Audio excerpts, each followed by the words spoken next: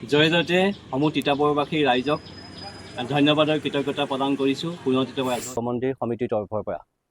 কিয়নো 2001 চনত প্ৰতিষ্ঠা লাভ কৰা এই শিৱ মন্দিৰভাগ আজি আহি ৰূপালী জয়ন্তী সমাপ্তি বৰ্ষত উপনীত হৈছে। তাৰ বাবে সমূহ তিতাবৰবাসীক আমি ধন্যবাদ জনাইছোঁ আৰু কৃতজ্ঞতাও পুনৰবাৰ জনাইছোঁ।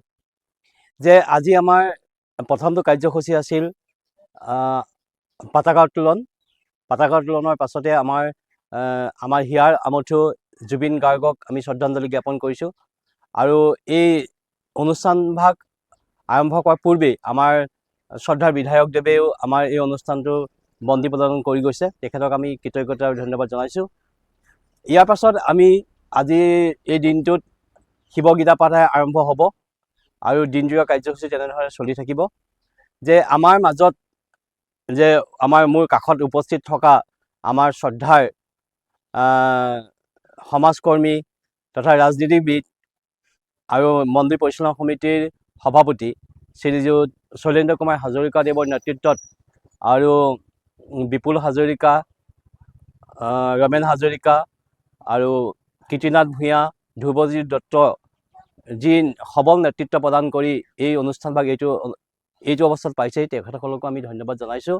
যে শিক্ষা সম্পাদক হিচাপে যেতিয়াৰ পৰা মই দায়িত্বভাৰ গ্ৰহণ কৰিছিলোঁ তেতিয়াৰ পৰা এই মন্দিৰ ভাগত বিভিন্ন কাৰ্যসূচী আমি ৰূপায়ণ কৰি আহিছোঁ। আমি কালিলৈ মহাশিৱৰাত্ৰি ভাগ অনুষ্ঠিত হ'ব। সেই মহাশিৱৰাত্ৰিৰ ভাগৰ লগত আমি সংগতি ৰখাই আমি কিছুমান অনুষ্ঠান অনুষ্ঠিত হ'ব কালিলৈ। সেইবাবে সমূহ তিতাবৰবাসীৰ ৰাইজক আমি বিনম্ৰে অনুৰোধ জনাইছোঁ, আমাৰ শিৱ মন্দিৰ ভাগলৈ আহক। এইবাৰ আমি যে একক ভাওনাৰ সংলাপ প্ৰতিযোগিতা আহ্বান কৰিছোঁ।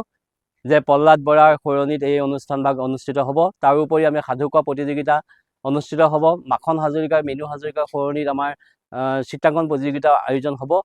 সেইবাবে সমূহ তিতাবৰবাসী আহক। আমাৰ যি কৰ্ম আছে সেই কৰ্ম আপোনালোকে চাব পাৰিব আৰু সহযোগ কৰিব পাৰিব। আটাইতকৈ এটা আমাৰ ভাল খবৰ আছে আপোনালোকৰ আগত আমি জনাব বিচাৰিছোঁ যে কালিলৈ এখন অসমৰ আগশাৰী বাতৰি কাকতত এটা পৃষ্ঠা আমাৰ শিৱ মন্দিৰৰ ওপৰত এটা সম্পূৰ্ণ পৃষ্ঠা আমাৰ ইতিহাসৰ বিষয় তাত লিপিবদ্ধ হ'ব।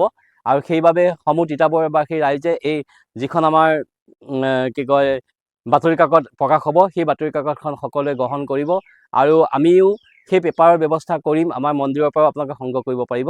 সমূহ তিতাবৰবাসী ৰাইজৰ লগতে আমাৰ মাজত উপস্থিত থকা মোৰ বন্ধুবৰ্গ লাহনদেৱকো আমি ধন্যবাদ জনাইছোঁ যে পুৱাতে আহি আমাক যে এই সহায় কৰাৰ বাবে তেখেতক পুনৰ ধন্যবাদ জনাই আৰু শিৱ মন্দিৰৰ উত্তৰোত্তৰ কামনা কৰিছোঁ। আৰু সকলো ৰাইজে আমাক সহায় সাৰথি কৰিছে, তেখেতসকলক আমি ধন্যবাদ আৰু কৃতজ্ঞতা জনাইছোঁ। কি কৈছিল যে আমাৰ এই যিখন মঞ্চ হ'ব সেই মঞ্চভাগ এইবাৰ আমাৰ শ্ৰদ্ধাৰ লাহেশ্বৰ দাস ছাৰৰ পত্নী ধৰ্মপত্নী পাৰুলৰাণী দাসৰ সৰণীত মঞ্চ আমি ব্যৱস্থা কৰিছোঁ। তাৰ লগতে আমাৰ লগত আছে মোৰ বন্ধু প্ৰয়াত অনন্ত কলিতা দেৱৰ নামো আমি উল্লেখ কৰিছোঁ। তেখেতে আমাৰ মাজৰ পৰা আঁতৰি গৈছে, তেখেতৰ লগতো আমি শ্ৰদ্ধাঞ্জলি জ্ঞাপন কৰিছোঁ। ধন্যবাদ জনাইছোঁ।